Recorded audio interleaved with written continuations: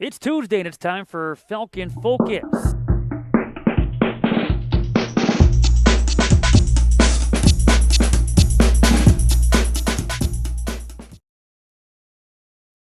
A brand new school year is underway, which means a brand new season of Falcon Focus. We're back for season number 4, our first episode in 2022-23.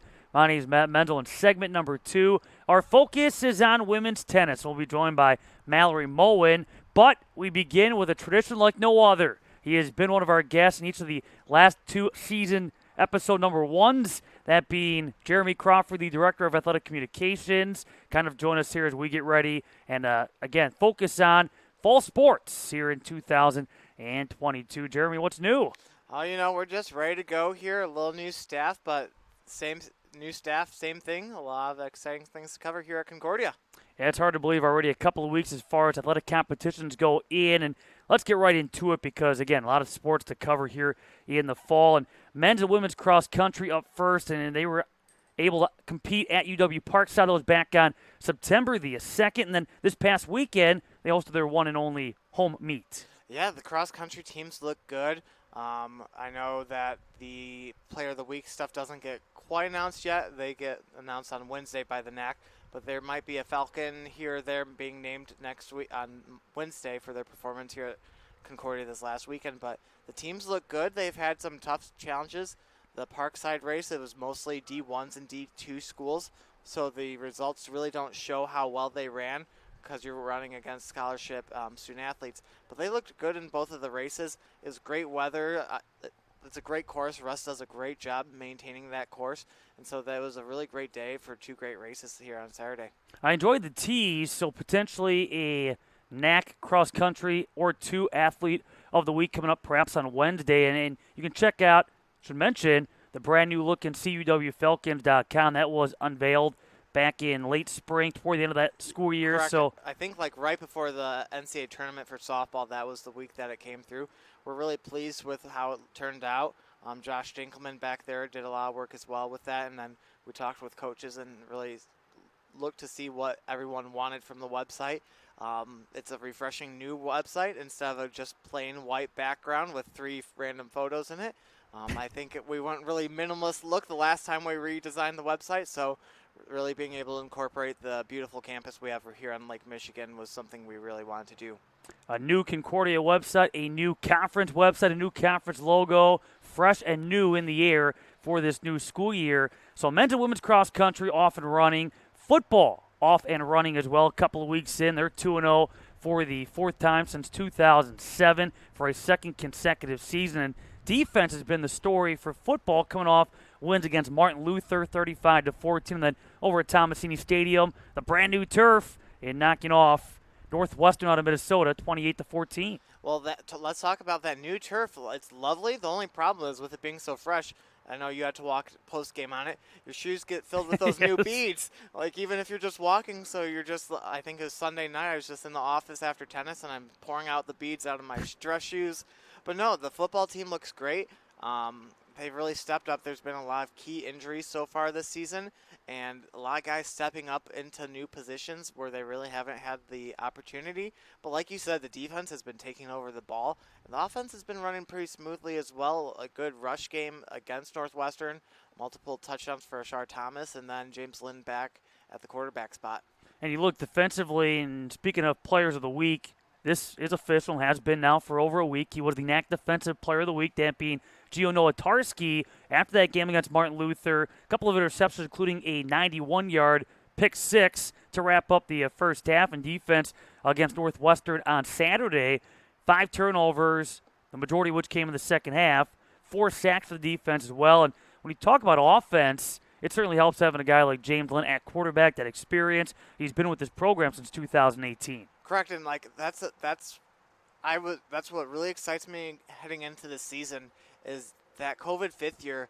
A lot of Concordians have come back for that 5th year, and so I know we'll talk about a few more as we go down the rosters, but that's been a great asset here for Concordia, having some great leadership remain and be in some really key positions here to really put CUW in a great spot moving forward. I love his mindset, too, because when you ask him, hey, what goals do you have for this season? Nothing individually. He just wants to win. I mean, Correct. simply put, this is his final go-around. He wants to win. He wants that conference championship. Well, just look at last year. The Falcons were doing a great job, and then they were really bitten by the injury bug there. And they have a great team, and they had a great team, and so they return a lot of people. And I think they want to make some noise here in the NAC. I don't think they really agree with the 5th place positioning in the preseason poll, but that's to see what happens here as the NAC play starts this weekend. Yeah, this week will be a great measuring stick at Benedictine before returning home on September 24th, a 1 o'clock kickoff against Concordia Chicago. Falcons have not been 3-0 since 2006. That year they went 10-0 during the course of the regular season. So again, trying to get over that hurdle. They were 2-0 last year and then ran into Benedictine. So we'll see what happens in Lisle, Illinois on Saturday. Moving ahead, men's and women's golf underway as well. And when you look at the various roster sizes, the men's golf team, they have some good numbers. A roster that includes 6 seniors. On the women's side, they've had a little more depth as well, which includes 4 freshmen. Yeah, the golf team's really bulked up their numbers this year. They've been able, I believe, to get 2 and 3 competitions in respectively.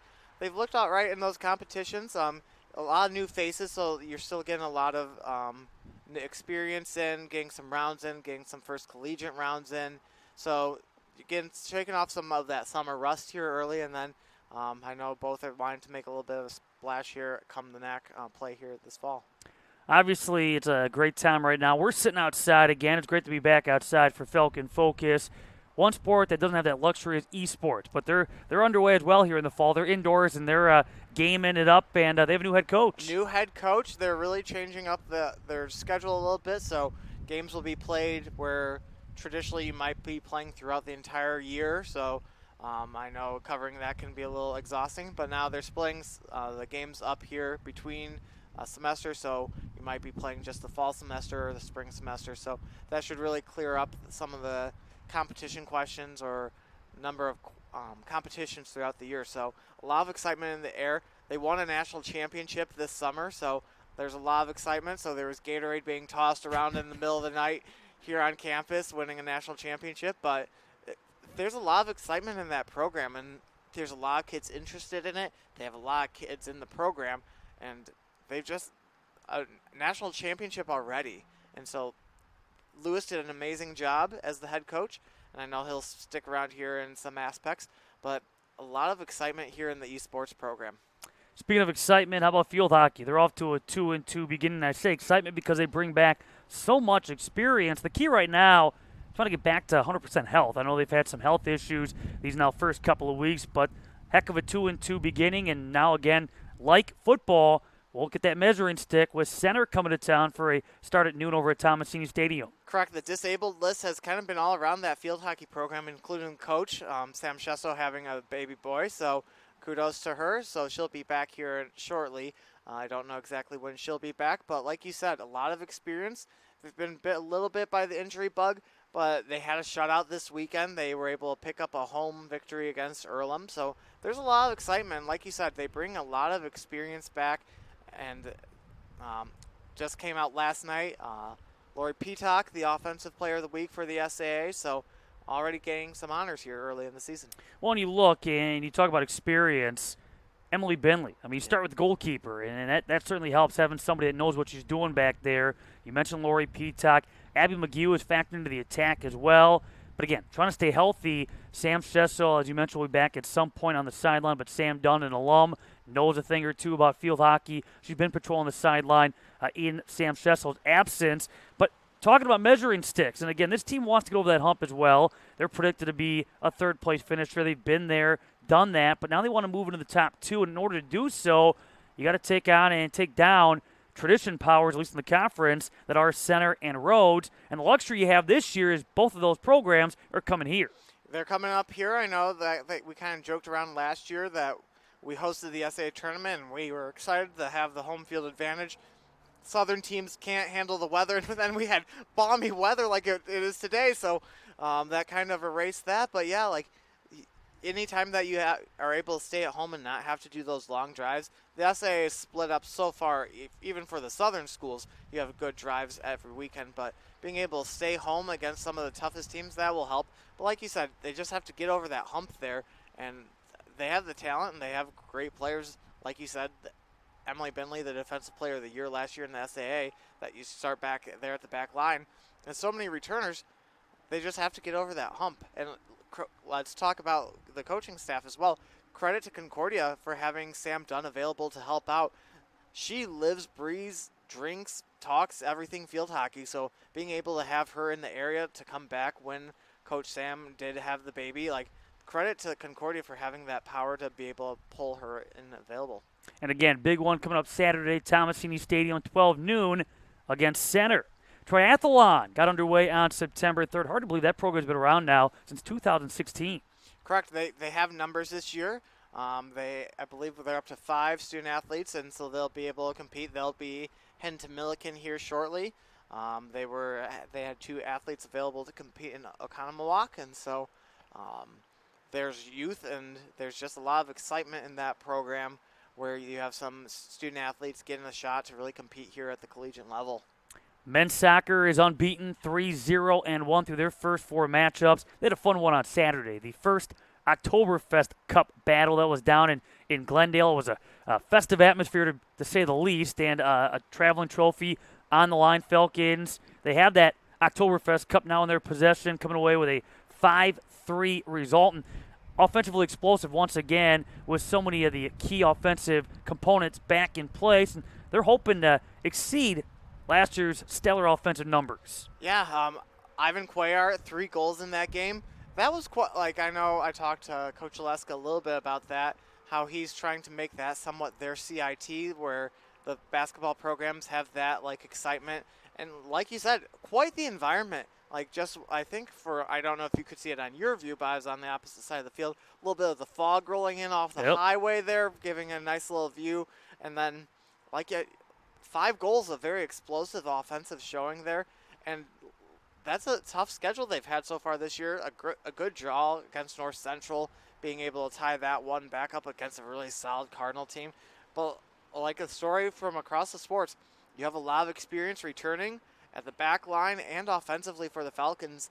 And I know that they're not pleased with where they landed last year in the NAC, and so I think they have a little bit of a chip on their shoulder. Well, it's a team that, too, when you look at their matchups, they've fallen apart, or not fallen apart, but they've fallen behind. And instead of falling apart, with that experience, no sweat, they come right back and they tend to find that equalizer, if not get that go-ahead goal. Correct. Starting off the year against Lawrence, they're down. Yeah. Mm-hmm. And then actually it was tied, and then they got the game-winning goal late in the last minute on the penalty kick. But like you said, North Central is a really good team, and they gave up a goal late, and they could have just folded and said, hey, North Central's a really great team, and that's a good result. But no, they fought back, and they earned a draw there. And you brought up the name Ivan Cuellar with that hat trick in the Oktoberfest Cup battle. He's at a torrid pace already, 6 goals in the first 4 matchups. Women's soccer is off to a 3-1-1 beginning. They tied the third-ranked Loris squad 1-1 earlier last week, and then a unique trip. They mixed it up a little bit in non-conference play and went east, Denison and Kenyon, and had split results there in those 2 matchups. Yeah, a big weekend, a really tough weekend, and I know that was a week that Coach Mindorf really circled on the schedule. That would be a really good measuring stick to see where they're at as a program, where you have Loris, and then you have to go to the North Coast Conference and take on some really 2 good teams in Denison and Kenyon, and they split the week going 1-1-1 but that's a solid week, especially that draw. Looking at the stats, Loris peppered the Concordia net, and Brooke Braga came up big. She was just announced as the NAC Defensive Player of the Week minutes ago, so she was awarded for that performance. And then Jordan Lafferty with an absolute bullet off of a free kick there against Loris. And then I know Isabel Downs scored the goal there against Denison late. So our soccer teams are showing a lot of grit against some really tough competition. And like every other team, women's soccer with a lot of experience, especially on the offensive side of the ball. So no real worries there. And then you brought up Brooke Braga, who got the opportunity to play a little bit last year, a couple of starts early on due to injury, and she is it's been a smooth transition now. She takes over the full-time responsibility as the only goalkeeper on the women's soccer roster. Yeah, she was kind of thrown into this role, like you said, not only offensively, but at the midfield and defense. You really return a lot of starters and players with a lot of minutes from last year. But Brooke Braga was the one spot on that roster where she didn't really have the numbers, and that's credit to Kaylee Sturkle having such a phenomenal year last year. But she's really stepped into this role and done a great job. Men's soccer is going to be at Aurora for their conference opener on Wednesday.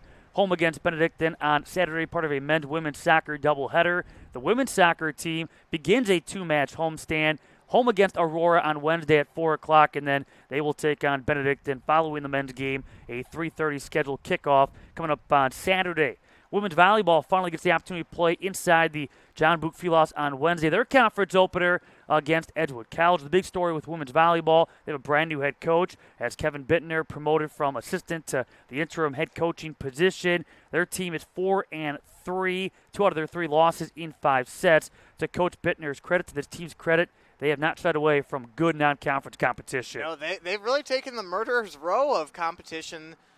They started off the year at Calvin, and Calvin was ranked 3rd in the nation at the time when they played them, but they got some good results in as well. They took on Calvin really hard. Like, it was a 3-0 loss, but all 3 sets were pretty close, and we even led late in the 3rd set, and they were able to pick up 2 great wins against Wheaton and MSOE, so you see a little bit of the NAC action week 1. And then they had another tough weekend at Illinois Wesleyan, taking on some really good teams. And not only that, you're playing Carthage as well midweek. So they've, like you said, the 5-set matches. They've been kind of had some long nights there last week, but hopefully that prepares them for what looks to be another tough NAC season. And mark your calendars when we speak of challenging non-conference matchups here inside the John Boot Fieldhouse coming up on October the 29th. The defending Division III national champions from UW Eau Claire in town for a 2 o'clock matchup. But I'm interested to see how the Falcons fare against Edgewood. That's a great test right out of the gates in conference play. An Edgewood team that was able to clip the Falcons last year. Yeah, they clipped the Falcons, and looking back, that turned out to be a key loss for the Falcons, just falling short of a NAC regular season title. So I know there's a lot of this one's circled on the calendar for a lot of the returners where they're kind of upset with how they played. If you look at the stats, it was kind of a bizarre box score where Concordia led most of the stats, but the only stat that's important is points at the end of the day, and that's where Edgewood was able to clip them. To wrap it up, we have women's tennis, and Mallory Mullin about to join us, and we'll talk more about women's tennis in our second segment. But they had a big win, open up conference play, winning at Illinois Tech on Saturday, off to a nice 4-0 start in the NAC through the first weekend. 4-0 start against some of the best in the NAC. They had 3 victories over 3 teams that were in the NAC tournament last year in St. Norbert, Wisconsin Lutheran. And then, like you said, that big one at Illinois Tech, the 8-1 victory. I know I'm on one of the committees for nominating 4 student athletes of the week, and we sadly don't expect anything on that side because that comes out tomorrow as well. But I was really disappointed, and we hammered like the quality of victories that we came up with, but it will not be going to Concordia this week. Don't tune into nacsports.org tomorrow.com or. I hope you get an email. A cease and desist. Yes, Stop. I mean you've gotten yourself a little bit in trouble here. I didn't. Okay, but I've gotten myself in plenty of trouble with the NAC. Back in hot water. Back in hot water. But women's tennis, and we'll dig more into that in our next segment. But like every other sport, just about everybody on the roster is back. Correct. Like there's so many returners back into the lineup. I think this is a very dangerous. There's a lot of dangerous Concordia teams. I know we're hammering on the fall right now, but from fall to spring, there's a lot of dangerous Concordia teams that could make a big splash, not only in the NAC, but around the region as well this year. So to wrap it up, what are you most looking forward to here in the fall? And then to piggyback off that, what can fans expect to see coverage-wise throughout this fall on CUWFalcons.com? You know, I'll start off with what to expect. We have a lot more multi-camera setups. We now have 3 broadcast setups, so we have a few days where we have 3 different events going on at the same time that need to be broadcasted. So they'll listen to Matt Menzel on one of the stations. They'll be sadly put on with me on one of the others. And then somewhere else, maybe Josh Dinkelman or Patrick Cassidy will be on one of the other calls. Patrick Cassidy, new GA. New GA, so he's been a great addition. He's great with video highlights and content. I'm really pleased with what's coming out of the office so far. we're boosting up our social media presence as well with him. And then two of our students, Annalena Van Herke and Morgan Bolt, have taken on social media director positions. So I think there's a lot to expect there. But I think across the board, look for Concordia Athletics to be near the top. We're fighting for a lot of conference championships across the board from fall to spring. Like you said, we have a lot of returners. That includes softball returning their entire basically besides Kelsey Bolin and Taylor Kuski. They return everyone from the lineup last year as well. So they made it all the way to the NCAA regional finals last year. And so I think across the board, expect a lot of quality events here for CUW Athletics and a lot of quality broadcasts with Matt Menzel as well. We'll see. It's been a long summer. It's been knocking off the cobwebs. But hey, our students haven't destroyed. You have like a little photo collection still within the press box. The press box. I told Morgan to tear that down one afternoon, but she likes you for some reason, and so that has not been taken. You trained the students well. Yes. Jeremy, as always, appreciate the time, and it's a tradition like no other. We'll do it again. Mark it down for next September. All right, I'll be waiting. And when we come back, our focus switches to women's tennis. It's our first edition, Season 4 of Falcon Focus.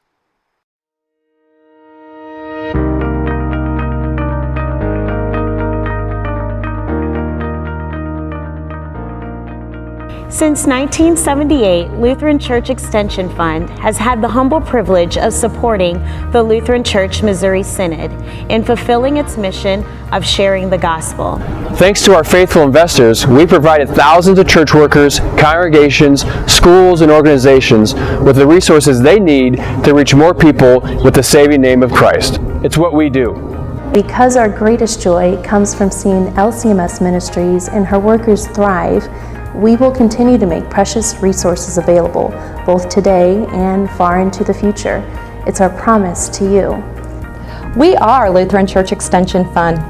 We are Lutheran Church Extension Fund. We are Lutheran Church Extension Fund. We want to be part of your great and exciting work.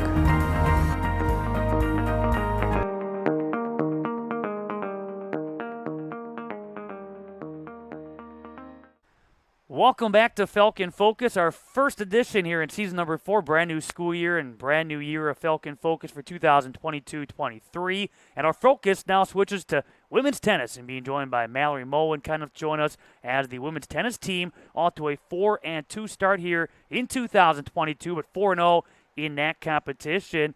Mallory, your thoughts on how the season has started thus far for the Falcons? I think it started out very strong. I'm very proud of our team, and we've had a lot of people come back. We only have 2 new people, so I think we have a strong start, and I hope we finish as strong as we did start. Saturday, a big win at Illinois Tech. Traditionally, and when I say traditionally, the last few years, it's come down to Concordia, Edgewood, Illinois Tech. When you look at the race for a conference championship, Illinois Tech able to get the better of the Falcons last year in the tournament. Was there kind of maybe a mindset of revenge or trying to bounce back from what happened last year when you guys faced Illinois Tech on Saturday? Absolutely. We all had sort of like a hunger to get back out there, win, and just do better than we did last year. And again, coming through with that victory, convincing winning at their place 8-1 before knocking off Concordia Chicago. How about Sunday? Weather was a story, so you guys moved your competition from outdoors to indoors. It seems like it'd be a simple transition. Is it a simple transition for an athlete to go from that mindset of being outdoors in the elements versus being indoors? Well, personally, I like playing indoors more. I feel like I can focus more because there's like less distractions going around. But for some people, it's harder because like the lighting makes the ball harder to follow. But it also is good practice because that's where we have the tournament. Sure. So like it got us ready for that, hopefully. So we'll be ready. Yeah, coming through with a couple of wins up in Kohler over St. Norbert and against Wisconsin Lutheran. When you look at the outdoors and when you get the opportunity to play outdoors, obviously there's all kinds of things that, as you mentioned, can distract you. But from a weather standpoint, is there an ideal weather condition? Do you like 60s, 70s, no wind, some wind?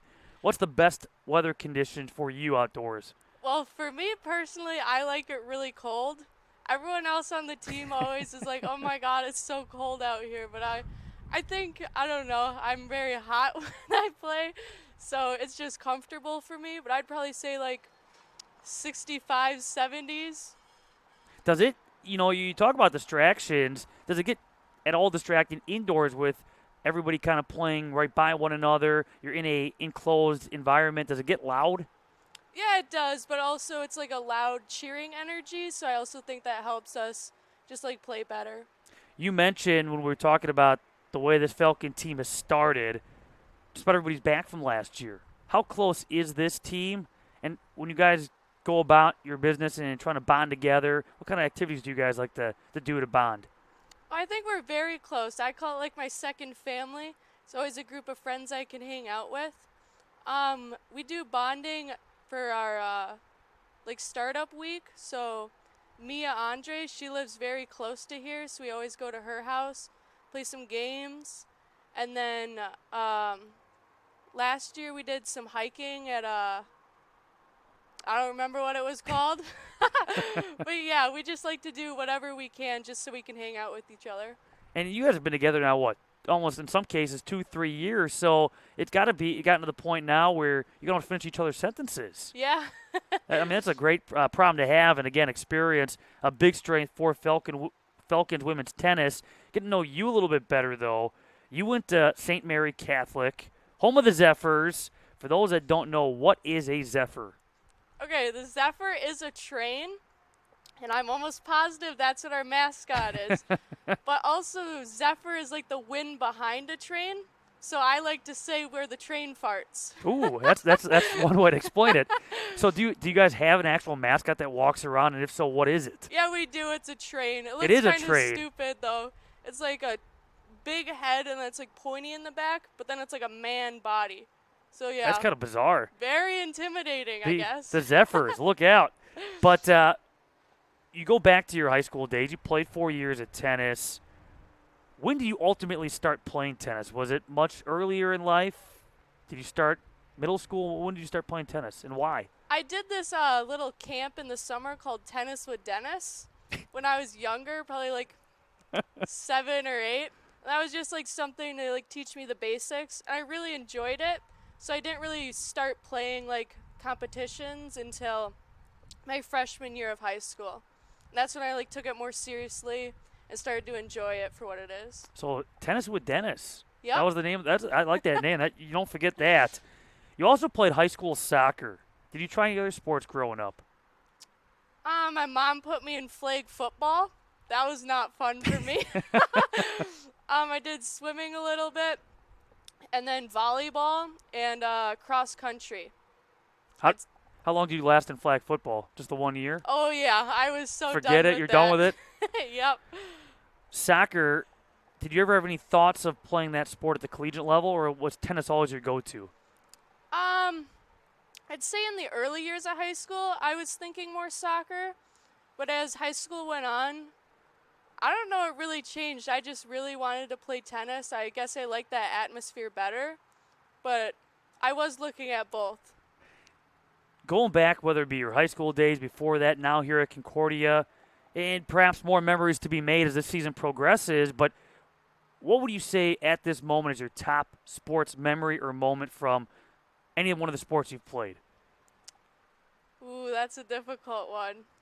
And it's definitely not flag football. Oh, no, it is not. Those are all bad memories. Probably going to nationals with the team here. That was just a new experience I've never got to experience. It was fun to experience it with my friends or family here. That was during that, unique 2020-21 school year, was it not? During the Yep. COVID year? Yep. Let's go back to that. You came to Concordia, and there you go, 2020-21. How unique of an experience was that for you as far as, yes, you want to play tennis, but there were so many other things that were going along with it, whether it be wearing masks, not wearing masks, obviously COVID tests. It was just a different time. Yeah, I was kind of really difficult, even just like coming in as a freshman, because like it was hard to make friends because I had like less gatherings and stuff. So you kind of felt alone, and then tennis was like the one thing that you like knew you had those group of people you could always count on, and it was nice to have that. When you look at tennis 2020-21, you were either at number 3 or number 4 singles, number 3 or number 4 doubles. In your opinion, how did that, outside of all the distractions with COVID and just the uniqueness of that season, as far as the tennis goes, how do you feel your first tennis season went? I think it went very well. I was very scared. I didn't know what to expect, but I think I really did grow as a person and as a player. I got to just look to see what we're advertising behind us because it's not often we get a truck that just stops, but that's the free advertising you get here when we sit outside for Falcon Focus. On to year number 2, and that was last year, you were either at number 1 singles or number 3 singles, number 1 or number 2 doubles. Overall, were you happy with your play last year? Yes, very much so. I feel like over the summer I developed a few new skills that I could incorporate into my game, so that was nice to have, and I just felt like I was at a different level. So do you feel like your tennis game has improved from one year to the next tier at the collegiate level? Absolutely. It might not even be my tennis game that's improving too, just physically or mentally. Each year I do think I have improved though. Tennis-wise, do you play a lot of tennis in the off season? Or once the season's over, you kind of put the racket down, take a break for a little bit until next season? Right after the season I usually take a break, but as the summer goes on, I like to hit and do like lessons. This summer was actually kind of funny. My coach, he got fired, so I had to find someone else. But I did a singles lesson and then a doubles lesson, so I'd say I actually hit more this summer. So it's been a busy off season for you. Yeah. Have to get a new coach. Also a new doubles partner this year. So tell us about your new doubles partner with Concordia. Well, I started off with Auden, and now I'm with Mia. And I really like playing with her. I think we just connect well together, and we both have so many strengths that we can bring to the team. So I think we are a good matchup. What's the biggest challenge when you get a new doubles partner, just getting in sync? How do you go about trying to figure out how you guys mesh and who does what well, who doesn't do what well, and who can – how do you just, I guess, find that balance? I think in practice you just got to feel it out, know what each other's strengths are and what weaknesses are, and then just work with that. I think it just takes time. I love asking every tennis athlete that we interview this question. Speaking of singles or doubles, and obviously you play both, but do you prefer one or the other? Oh, I get this asked a lot. I'd probably say singles. Does that ever mess with you at all where you go from singles, doubles, or doubles to singles, and all of a sudden you have to, again, refocus? You don't have a partner. All of a sudden, if you're playing singles and then if you're doubles, hey, I got this side of the court, you got that side? Yeah, doubles is nice because you're able to strategize with someone else. But for me, I always, not like in my head negatively, but I'm always thinking everything myself. So when I go to singles, it's not that different. It's just I have more court to cover. But then that also opens more like options for shots. Well, coming up on Sunday, the Falcons, and hopefully some more options for shots coming your direction as the Falcons have a big one at Edgewood.